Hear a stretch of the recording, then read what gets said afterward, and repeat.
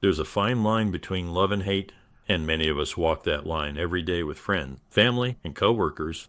I can't believe I once liked that guy. What a jerk. You're a real asshole. And my personal favorite, I really hate that girl. Then there are people who always tell you not to be so hateful and that you need to show more humanity. But as for me, I just focus on my well-being and the well-being of my family.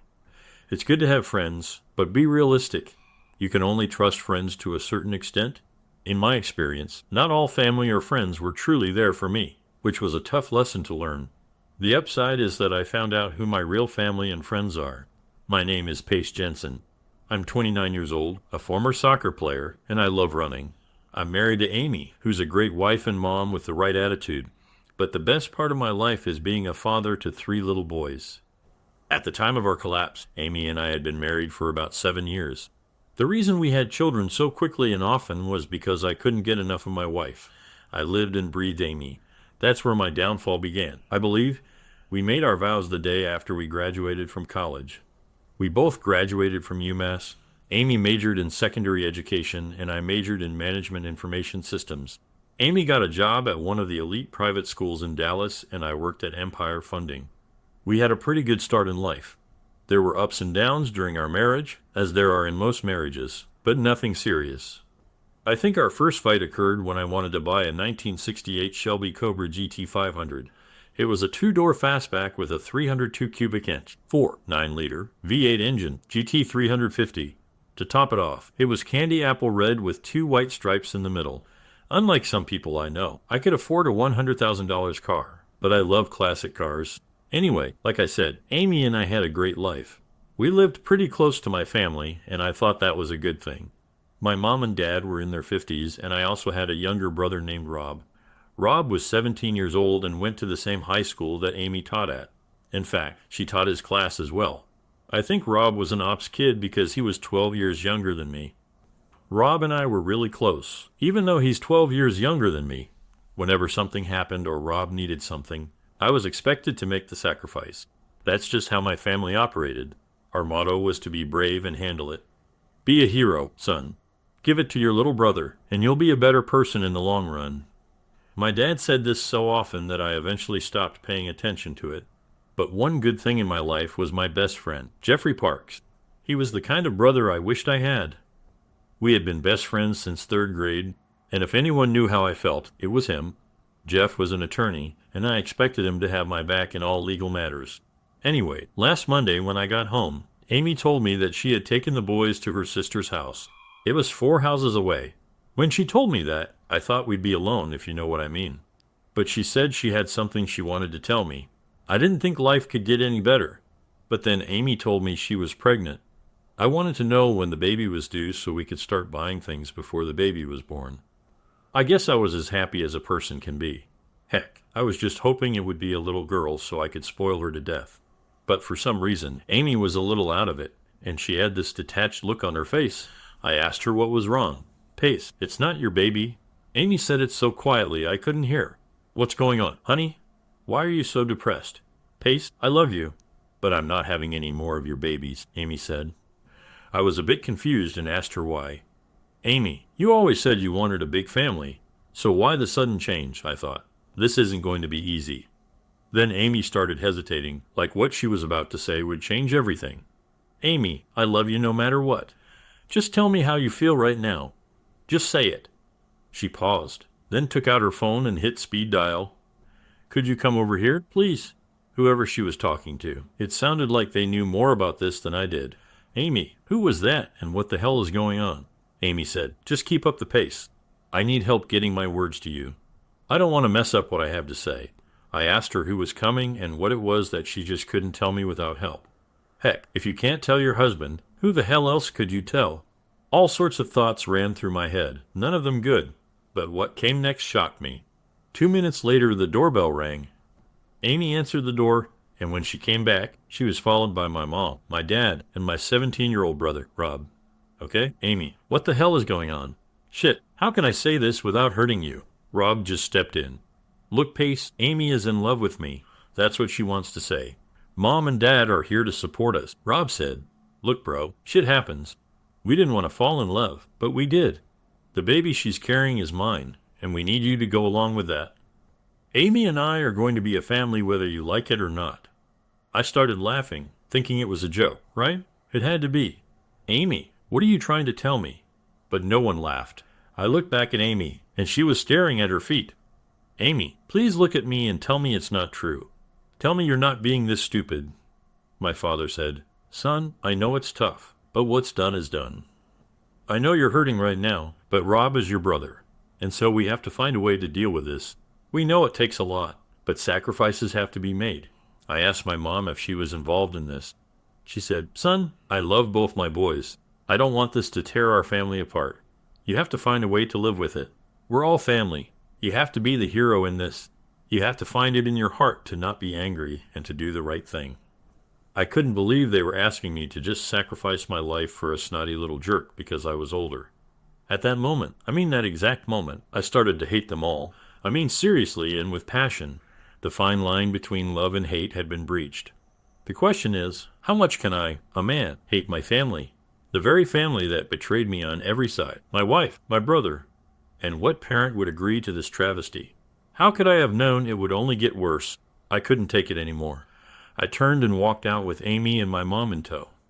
Rob pulled Amy away from me. I went to 4 different houses to pick up my kids. When I got to her sister's house, a sheriff's deputy was there. For a moment, I thought Amy's sister, Rachel, might be involved, but she looked as surprised as I was. The deputy told me I wasn't allowed to see my kids until the court made a custody decision. As I looked around, I felt my anger growing stronger with every second. I asked the sheriff if I could go back to my own home. He asked whose name was on the mortgage. I told him it was mine. Since there was no order stopping me from going home, I turned around and headed back. As I passed my father, he grabbed my hand. "Listen, son, please don't do anything that you will regret later," my father said. "We all need to sit down and discuss this like adults." I looked at him and told him to never call me a fucking son again. "No, get your fucking hand off me or you'll regret it for the rest of your life. Now leave me alone, all you backstabbing bitches." I looked at Amy and told her, if I were you, I'd hire a good lawyer, because trust me, you're going to need it. Enjoy the kids while you can. Now get the hell out of here, and take these assholes with you. Before I could take another step, Rob shot at me. He hit me on the right side of my face. Before I could bounce away, my dad grabbed me and Rob hit me again. I was lucky Rob hit like a bitch, or I would have been hurt. The sheriff jumped off the porch, ran up and pounced on Rob. I broke free of my father's grip and punched him in the mouth with my fist. He fell to the ground, and the look on his face was complete shock. He never would have believed that Pace, a sensible kid, would get so angry. When the fight was over, Rob and his father were arrested for assault. But I had no idea that the best was yet to come. A couple days later, I got a call from the assistant district attorney asking me to testify. In doing so, I just casually mentioned that it all started when my 29-year-old wife of 7 years was pregnant by my 17-year-old brother. I also said that the brother went to 12th grade at the same school that Amy taught at. They seemed to show some interest in this information. 2 days later, I went to meet with the only person I could rely on, Jeffrey Parks, an attorney. I arrived at his office in high spirits. It turned out to be another trip in treachery down the Pace-Jensen freeway. While waiting for him to finish, he came out with his new client. Amy looked over, saw me, and smirked. I looked at Jeff and said, Jeff, you'd better do it with me." Jeffrey Parks turned and walked away. That's how everything got arranged so quickly. Jeff was on their side. He knew how I'd react and shut me down. I never thought she'd do something like that, and I'll always wonder why he chose to side with her. But you know what? It doesn't matter anymore because once he said yes, he was dead to me. To hell with him. I had to laugh again, but this time it felt different. It was just another reason to keep crossing the line. I was becoming a different person. Hate can do that to you. I turned to a different kind of lawyer, Stevie Crust. Stevie was known as an ulcer. His motto was, if you have money, go for it. He was about to close his office when I found him. I asked him if he wanted to get involved in a case that would soon receive national publicity. He saw the dollar signs, unlocked his door, and we walked in. I wrote him a check for $10,000. I told him that sooner or later he would have to bail me out. He told me he couldn't participate in anything illegal. I told him my plans. He laughed so hard he spit out his gum. I went home. When I got there was a sheriff's deputy sitting in the driveway. He got out of his car and asked who I was. I showed him my ID. He gave me an envelope and said, "You have been served." I walked in and threw the papers in the trash can. I didn't even look at them. Then I made some calls, had a snack, and went to bed. Tomorrow would be a new day. After a good night's sleep, I brushed my teeth, rinsed my mouth, and combed my hair. After all, I need to look my best. As soon as I walk out the door to grab the paper, bam, they pounce on me. "Mr. Jensen, is it true that your wife is a teacher and pregnant by your underage brother?" One reporter asked. Then another asked what school she teaches at. Another reporter asked why she was still free. I said, "I don't know who should be handling this." From that point on, life became hell for everyone involved in this mess: my parents' house, Jeff's office, and Amy's sister's place. Jeff usually liked publicity, but not like this. When Amy and my former parents first went to Jeff, he thought Rob was at least 18, not 17. What made Jeff even angrier was when a group of family rights activists picketed his office. One of them even threw cow urine on him. The next morning, I appeared on the Nancy Grace show. She called Amy anything but a child of God. If any of you watch the Nancy Grace TV show, you know that once she gets the story, she is like a dog with a bone. From the first moment to the end of the story, Nancy's reporting was all about Amy and her merry band of misfits. "Hi everyone, a child molester is walking free on our streets and pregnant with an impressionable young man. And where's the duh?" Nancy shouted. I taped the show. I looked pretty dapper. I think so myself, but the camera does add 10 pounds. 2 days later, Amy was arrested for sex with a minor, breach of public trust, and rape. Rob was removed from his parents' custody and sent to juvie. They eventually learned that he had to stay there until he turned 18. A month later, I was sitting in a courtroom across from Amy and my former family. She was represented by an asshole who used to be my friend. The only person I felt sorry for was my mom. She just sat there looking sad. It was heartbreaking, but such is life. Amy and Mrs. Jensen had called me hundreds of times over the past month, asking if I would sit down and talk to them before things went too far. I asked Amy one question. "Did you talk to me before you slept with my brother?" She didn't answer, so there was no point in continuing the conversation. After Amy was arrested, my kids were returned to me.